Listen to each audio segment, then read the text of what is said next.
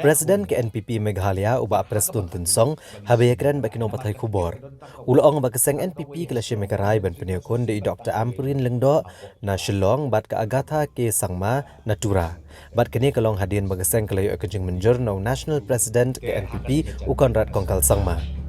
Uba Preston Tunsong ulong rubu dan kejengkermen ke baskem bakini ki kertong geseng kin job iki election MP kamtam haba ke NPP kadi geseng ke beliau bontam ke vote hari luam kasi bat garu haki election MLA ke senam Ar-Hazar Arpulai. Bad ulong ba geseng gan beteng ban trish tom haki shnong na gebenta kini ki election. Ulang bagiladan sanne hendrungut ke belapan tiket hendrai syamnatre apat ban batai ke kerteng jogini kinong pan tiket. Ulang bagaseng kalarai ban peniang da kini ki arngut ki kentai kedai hadian ba kilapit benya bakadan kam ban peniang da ki kertong ke balak ban job ki election.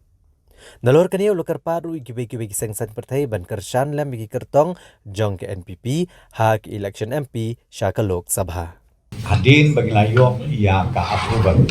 na ka party high command na honorable president jong ka National People's Party ngakwa ban betul tapi ba ngakwa ban penbenah dan ngapot ya ki candidate MP jongi na kabentakan ka election MP ka Banserlong hawa Ar-Hazar Arpusau ka banengkong na kasilong parliamentary constituency ka parti kalarai ban penieng ya i Dr. Amprin Lengdo i balong i MLA badru i minister nangta napo tura parliamentary constituency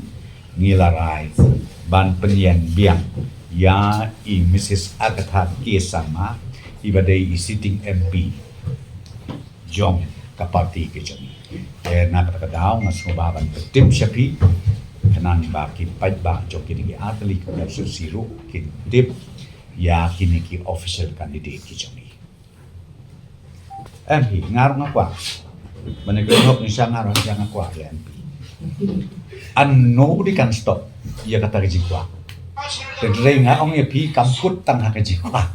hab kado ka syong mangi na kalian ka parti bangin le homework bat haka bakadu bangin simya karai na marka tiket kadon tangkaway haslong parliamentary constituency bat tangkaway ru hapo tura parliamentary constituency ngi hapon kantang armut banpa lada ngi kwa si pongur ru ngi hapan pa itangway dia bangi pa tangiway ko bamot lada don si pongut na tura lada don si pongut nang ni napo silong habakadu ngi pa tangiway habangi pa tangiway they kini ki armut ki ngisyen they are the best candidate na kamta ka parti jo.